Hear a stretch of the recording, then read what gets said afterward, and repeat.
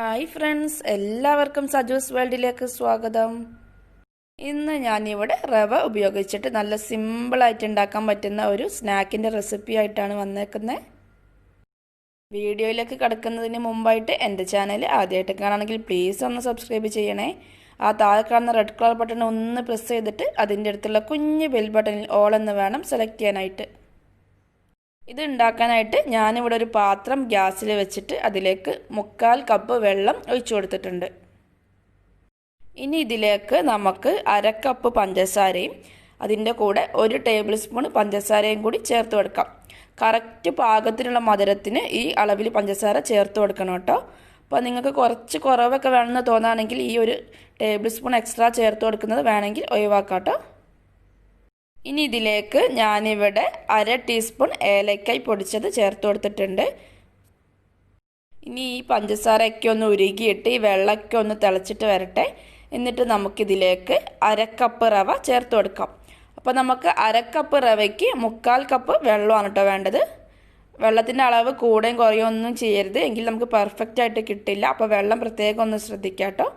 ഇനി നമ്മൾ സാധാരണ ഉപ്പുമാവൊക്കെ ഉണ്ടാക്കുന്ന പോലെ ഈ റവ ഒന്ന് നന്നായിട്ടൊന്ന് വറ്റിച്ചെടുക്കണം. ലോ ഫ്ലെയിമിൽ ഇട്ടിട്ട് തന്നെ വറ്റിച്ചെടുക്കാം കേട്ടോ, എങ്കിലേ റവ നന്നായിട്ട് വെന്തിട്ട് വരുള്ളൂ. നമുക്കിത് സെയിം ആയിട്ട് പാലിലും ചെയ്യാം കേട്ടോ. ഈ വെള്ളത്തിന് പകരം പാലെടുത്തിട്ട് നമുക്ക് ഈ സെയിം സ്നാക്ക് ചെയ്യാം, ഒന്നുകൂടി നല്ല ടേസ്റ്റൊക്കെ ഉണ്ടാവും. അപ്പോൾ ഞാനിവിടെ വെള്ളം തന്നെ എടുത്തതേ ഉള്ളൂ. ഇനി നമുക്കിത് നന്നായിട്ട് വറ്റിച്ച് കിട്ടിയിട്ടുണ്ട്. അപ്പോൾ ഞാനിത് വേറൊരു പ്ലേറ്റിലോട്ട് മാറ്റി. നമ്മുടെ റവയ്ക്ക് നന്നായിട്ട് വെന്തിട്ടുണ്ട്. ഇനി ഇതിലേക്ക് 2 ടേബിൾ സ്പൂൺ കോൺഫ്ലവറും കൂടി ചേർത്ത് കൊടുക്കാം.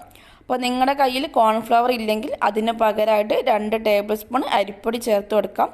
ഇത് ചേർത്തിട്ട് നമ്മൾ കുഴച്ചെടുക്കുകയാണെങ്കിൽ നല്ല ക്രിസ്പി ആയിട്ട് ഇരിക്കും കേട്ടോ. അപ്പോൾ കുറച്ച് ക്രിസ്പി ആയിട്ടും സോഫ്റ്റ് ആയിട്ടും ഇരിക്കാൻ വേണ്ടിയിട്ടാണ് നമ്മൾ കോൺഫ്ലവറും കൂടി ചേർത്ത് കൊടുക്കുന്നത്. ഇനി നന്നായിട്ടൊന്ന് മിക്സ് ചെയ്തിട്ട് കുഴച്ചെടുക്കാം.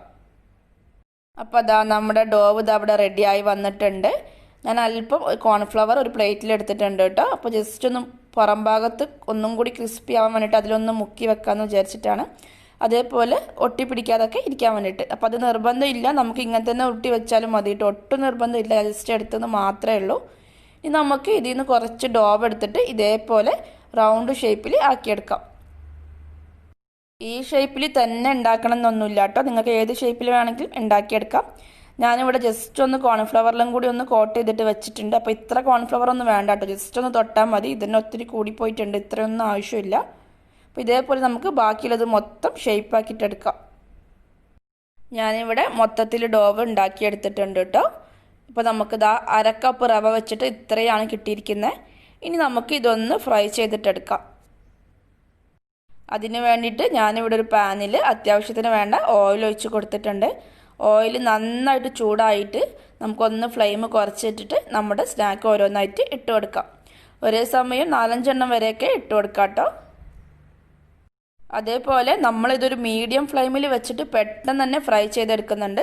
സാധാരണ നമ്മൾ ലോ ഫ്ലെയിമിലൊക്കെ ഇട്ടിട്ട് വേവിച്ചെടുക്കാറൊക്കെ ഉണ്ട്. ഇപ്പോൾ ഇതിൽ അതിൻ്റെ ഒന്നും ആവശ്യമില്ല, കാരണം നമ്മൾ ഓൾറെഡി റവ നന്നായിട്ട് വേവിച്ചതാണ്. അപ്പോൾ അതുകൊണ്ടൊരു മീഡിയം ഫ്ലെയിമിൽ ഇട്ടിട്ട് പെട്ടെന്ന് തന്നെ ഒന്ന് ഫ്രൈ ചെയ്തെടുത്താൽ മതി. ഇതിപ്പോൾ സ്നാക്ക് മുങ്ങാനുള്ള അത്രയും ഓയിലുള്ളതുകൊണ്ട് ഞാനിവിടെ മറിച്ചിട്ടൊന്നും കളിക്കുന്നില്ല. അപ്പോൾ നിങ്ങളുടെ ഓയിലിനനുസരിച്ചിട്ട് മറിച്ചിട്ട് കൊടുക്കണമെങ്കിൽ മറിച്ചൊക്കെ ഇട്ട് കൊടുത്ത് നന്നായിട്ടൊന്ന് വേവിച്ചെടുക്കാം. അപ്പോൾ അതിവിടെ റെഡി ആയിട്ടുണ്ട്. ഞാനിവിടെ 4 എണ്ണം ഇട്ട് കൊടുത്തിട്ടുണ്ടായിരുന്നു കേട്ടോ. അപ്പോൾ ഇതേപോലെ നമുക്ക് ബാക്കിയുള്ളതൊക്കെ ചെയ്തെടുക്കാം. നല്ല സിമ്പിളാണ് ഇത് ഉണ്ടാക്കിയെടുക്കാനായിട്ട്. ഞാനിവിടെ ഇത് മൊത്തമായിട്ട് ഫ്രൈ ചെയ്തെടുത്തിട്ടുണ്ട്. അപ്പോൾ അതാ ഇതിൻ്റെ പുറം ഭാഗം നല്ല ക്രിസ്പി ആയിട്ടും ഉള്ളിൽ നല്ല സോഫ്റ്റ് ആയിട്ടാണ് ഇരിക്കുന്നത്. നല്ലൊരു ടേസ്റ്റുമാണ് ഇത് കഴിക്കാനായിട്ട്. അപ്പോൾ എല്ലാവർക്കും വീഡിയോ ഒക്കെ ഇഷ്ടപ്പെട്ടിട്ടുണ്ടാവുമെന്ന് കരുതുന്നു. താങ്ക്